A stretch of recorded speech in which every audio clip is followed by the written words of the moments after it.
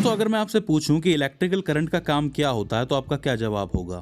Electrical current electrical energy को एक जगह से दूसरी जगह तक लेके जाता है, बिल्कुल वैसे ही जैसे किसी मैकेनिकल वेव में एनर्जी एक जगह से दूसरी जगह ट्रांसफर होती है। अब मैकेनिकल वेव में मैकेनिकल पार्टिकल होते हैं, लेकिन इलेक्ट्रिकल एनर्जी के केस में इलेक्ट्रॉन्स यानी कि चार्ज पार्टिकल्स होते हैं जो मोशन करते हैं, जिनकी वजह से करंट पास होता है और जिनकी वजह से इलेक्ट्रिकल एनर्जी भी आगे बढ़ती है। तो यानी कि इसमें इलेक्ट्रॉन्स को एनर्जी देके इन्हें मोशन करवाना था, लेकिन इलेक्ट्रॉन्स को कैसे एनर्जी दी जाए? ऑब्वियस सी बात है कि एनर्जी को क्रिएट तो नहीं किया जा सकता, ना ही डिस्ट्रॉय किया जा सकता है। तो अर्ली 19th सेंचुरी में इलेक्ट्रॉन्स को मोशन करवाने के लिए दो तरीके डेवलप हुए। एक तरफ 1830 में the great scientist Michael Faraday ने दुनिया को पहली बार डायनामो दिया, जहां पे हम मैकेनिकल एनर्जी को इलेक्ट्रिकल एनर्जी में कन्वर्ट कर रहे थे। जिस कॉन्सेप्ट का यूज करके 20 साल के बाद एक American engineer Charles F brush ने दुनिया को पहली बार इलेक्ट्रिक जनरेटर दिया। वहीं दूसरी तरफ साल 1800 में एक इटालियन फिजिसिस्ट एलुसेंड्रो वोल्टा ने दुनिया को पहली बार केमिकल एनर्जी को इलेक्ट्रिकल एनर्जी में बदलना सिखाया। वोल्टा को इस बात का अंदाजा था कि नेचर ने हर चीज के अंदर एनर्जी को जगह दी है, और इसी आइडिया का यूज करके उन्होंने पहली बार वोल्टिक सेल नाम का एक डिवाइस बनाया। इस वोल्टिक सेल का प्रिंसिपल ये कहता है कि वोल्टा ने गंधक का तेजाब यानी कि H2SO4 जिसको सल्फ्यूरिक एसिड भी कहते हैं, और साथ ही ZnSO4 यानी कि जिंक सल्फेट का यूज किया था। उनके प्रिंसिपल के हिसाब से H2SO4 में H2 के पास +2 इलेक्ट्रॉन होते हैं और SO4 के पास -2 इलेक्ट्रॉन होते हैं। वहीं ZnSO4 में भी Zn के पास +2 इलेक्ट्रॉन होते हैं और SO4 के पास -2 इलेक्ट्रॉन होते हैं। लेकिन क्योंकि